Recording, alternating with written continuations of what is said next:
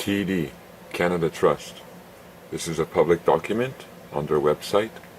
It's called These Financial Services Terms Form Part of Your Financial Service Agreement with the Toronto Dominion Bank.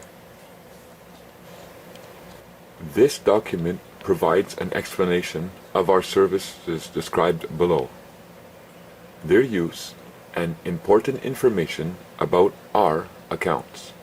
This document, our Financial Services Agreement, which you signed, and any additional terms for a particular product or service which are provided to you separately at the time of purchase, form the agreement between you and the Toronto Dominion Bank and its affiliates.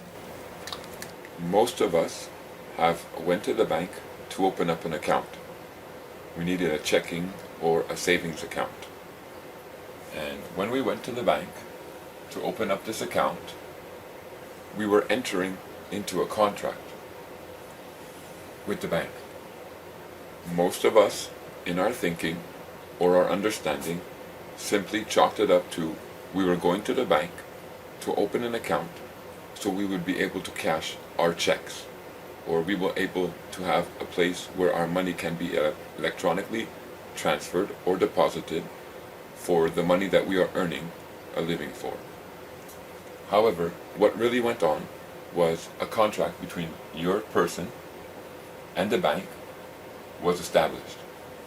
And that contract was a very important contract. And the terms and the conditions of that contract were great. The contract itself is 10 pages long. And you probably don't even remember that contract that you signed with them. So, this was the first time in your relationship with the bank that they caused, if you will say, non-disclosure or fraud against you by their actions. So you've walked into the bank first time looking for an account, and in their first dealings with you, the first time they dealt with you, they dealt with you under non-disclosure and with fraudulent actions in contract law.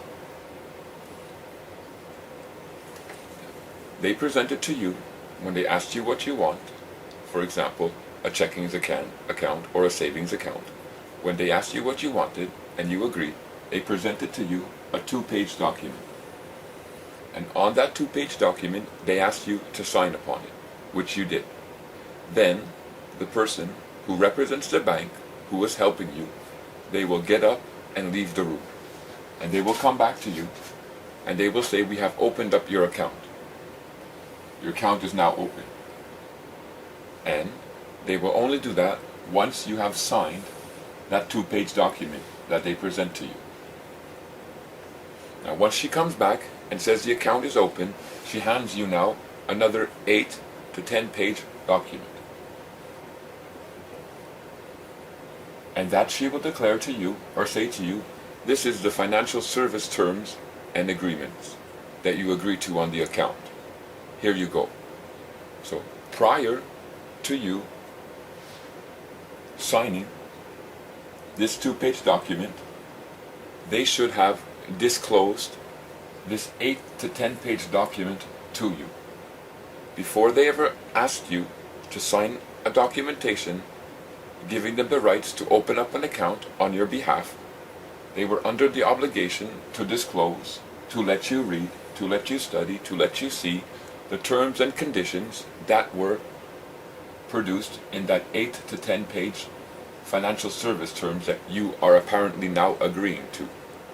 You did not get a chance to see it, you did not get a chance to study it, but yet they are saying you contractually agreed to whatever is indicated in this 8 to 10-page document. Well, let's see what is indicated in this 8 to 10-page document. In contract law, in order for you to legally bind your person to the terms and conditions which are the rules of that contract, these rules, these terms, these conditions that they want you to agree to, they must, it's an obligation, be disclosed to you first, meaning you must know about what is in them and what they are requiring of you, and you must accept them. That creates a binding legal contract in their world. So once they disclose all the rules, all the terms of the contract in between the two of you, by letting you read it and see it, and you accept them, then that forms a legally binding contract. However, the bank is not practicing full disclosure upon you. For when you go, they have you to sign a 2-page document, and then afterwards, once they've acquired your signature, which produces the agreement, when you sign that document, you are saying, I accept the agreement. Then they produce to you the terms and conditions. They never disclosed this to you before. As such, this is not properly established commercial contract. It falls apart, this contract. By signing the financial services agreement, you agree that any existing agreement between you and us for any particular product or service is replaced by this agreement. So, as you see, in their own financial service terms agreements, it says that the terms and conditions on the accounts are set out in this 8 to 10 page documentation. I say 8 to 10 page because I use TD Canada Trust public site for this information, but if you check the other banks, BMO, Royal Bank, National Bank, CIBC, they all have the same service terms and condition agreement. They all use the same procedure against us, only some of their documentation is a bit longer. So this 8 to 10 page is where the terms and conditions on the accounts are going to be described. And listen to what the wording says. It says that this 8 to 10 pages, they form part. Listen to that. It forms part of your financial service agreement. It is not the whole financial service agreement that you have with them. Only part of it, the 8 to 10 pages. And then they state in it, this document which you signed. And then they say it again. By signing this document, you agreed to be bound. Now, first of all, the 8 to 10 pages document that they handed you, you never signed. You never saw it, so you never signed it. What you signed was the 2 pages that they gave you first. And those 2 pages, plus the 8 pages or 10 pages that they gave you, that together equals the whole financial service agreement. However, when you were seeking contract with them, entering into relationships with them, they only showed to you or brought forth a part of that contract. They disclosed to you only the 2 pages and had you sign after you saw the 2 pages. Yet now they're saying that these subsequent 8 pages or 10 pages, depending on what bank, they form part of your financial service agreement with the bank. However, they never showed you these 8 pages before they got you to sign. They never did. Therefore, whatever is contained or whatever is present inside of these 8 to 10 pages are not enforceable upon your person, because they did not use the proper operation of contract law when they were engaging with you. And they do all this on purpose.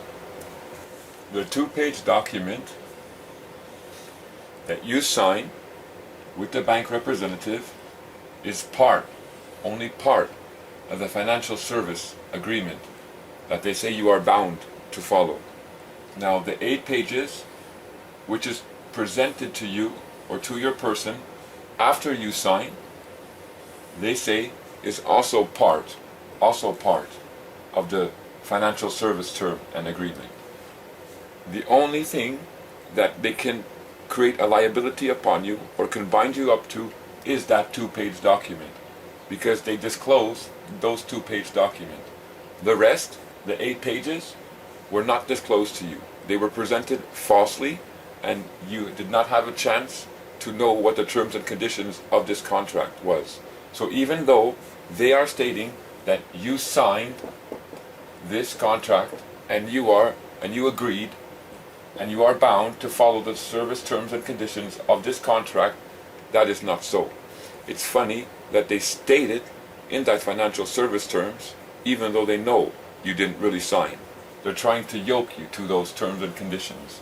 However, if you understand contract law, which most of us unfortunately don't, you would understand that what the bank did to you through its representative was create a fraudulent contract. And I say fraudulent because non-disclosure equals to fraudulent. And they do this over and over and over again. So their actions are premeditated. In the financial service terms agreement, that 8 to 10 page document that they're calling so, it says that the word agreement means provisions contained in your financial service agreement, that 2-page document, plus the terms and contained in this document, and any additional terms for a particular product. TD Canada Trust Financial Service Agreements set off debts against your accounts. We can apply a positive credit balance in any of your accounts with us against any debt, obligation, or liability you may owe to us. We can set off these balances in any manner we consider necessary, unless we have specifically agreed not to do so, and we are not required to first give you any notice. So in that financial service term agreement that the bank is claiming that you agreed to be a part of, or that you agreed to follow those terms and conditions, even though you never truly did sign upon that, and even though the bank never did present that part of the contract properly and didn't disclose it to you, this is what they're saying that your person agreed to. In Article 4, it says that you agree to allow the bank to apply a positive credit, an electronic amount entered into the computer's banking system, in any of your accounts or any debt, obligation, liability that you have with the bank, to set off the balances in any manner they choose. And they are not required to inform you. So if you owe a debt obligation to the bank, now notice here it doesn't say if you are in default, meaning that if you haven't made your payments, you fall 3 months behind into default, then the bank can set off the debt. That's not what it says. It just states simply at any time, because there's no qualification here. It just says that the bank can apply a positive credit to any of your accounts or any of your debt, obligations, or liabilities, and set off these balances in any manner, any way they choose.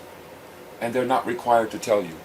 So the bank can be setting off accounts at the bank and still have you paying for these accounts and not telling you that electronically they set them off already, and making you think that you are still under an obligation or a liability for these accounts. And you will never know unless, I guess, you ask. So the bank is declaring that they have a contract with you and that you agreed to the terms and conditions that says that the bank can erase your credit debt from their books without having to inform you that that's what they have done. Now, any one of your debts with the bank can be erased simply boom, like this. If you have a loan, if you have a mortgage, if you have credit cards, all of these debts can be set off and erased. Now what happens when you go to apply for a loan? Let's say you go to the bank and apply for a $50,000 loan. What you are truly creating for the bank is something that is called a promissory note, a promise to pay, or better yet, a consumer note. That is what you are creating. Now you go to the bank, you apply for what you think is a loan under that title, and let's say the bank agrees. They say, yes, I will give you a loan of $50,000. Now the bank will draw up the paperwork, you will sign the paperwork, and they will produce a check for you. Perhaps not a check, or they will produce an automatic deposit into your bank account for the amount of $50,000. Now, when the bank deposited that $50,000 into your bank account, what they did was they created an asset for the bank itself. An asset. Because by you signing that promissory note, you gave the bank permission to create that $50,000 electronically by punching keyboards on a number, or numbers on a keyboard, sorry. That's how they created that amount. If you didn't ask the bank to loan you money, the bank didn't have permission to create that account. Now that you ask the bank to borrow money, they can go and create the $50,000 and deposit that into your account. Since that $50,000 is deposited into your account, it's a credit for the bank. It's an asset for the bank. You made the bank richer. Now also, with that loan application, what happens is they create a secondary account or another indication upon that amount. And they open an account and they minus $50,000. Minus $50,000. So now, let's say you pay $500 every time you make a payment on that amount that they claim that they loaned to you. So you make your first payment and they debit the account and they say it's minus $49,500 now. And then the account, you make another payment, is minus $49,000. You make another $500 payment and the account is down to $48,500. And subsequently so on and so on and so on until you reach zero. Once you reach zero, then that account is closed and phased out and is gone. However, the $50,000 asset that was deposited into the bank is still there on their books. And they created and you created an asset for them. Now, the crock of all this, the garbage to all this, is that when you ask for a loan, when you have an obligation to the bank or that liability in the form of a mortgage, a loan, or a credit card, they say that you agreed to allow them to write it all off, to erase it, to set it off, to make it disappear from their books, even though they're still telling you that there's a liability there against you, and make you continue to pay for this liability even though it may not exist anymore. And on top of that, they said you contractually agreed with the bank, which you never did because they never fully disclosed this to you, but they claim you contractually agreed with them that you will allow them to do this and they don't have to tell you when they are doing this with your accounts. So you can be paying right now credit cards, and most likely you are paying credit cards, loans, and mortgages that have been set off, if not sold, but that have already been charged, sold, and are gone, and the bank has made an asset. There remains no liability on these notes yet because they created an account with strokes on a keyboard of a computer. They're saying continue to pay this obligation.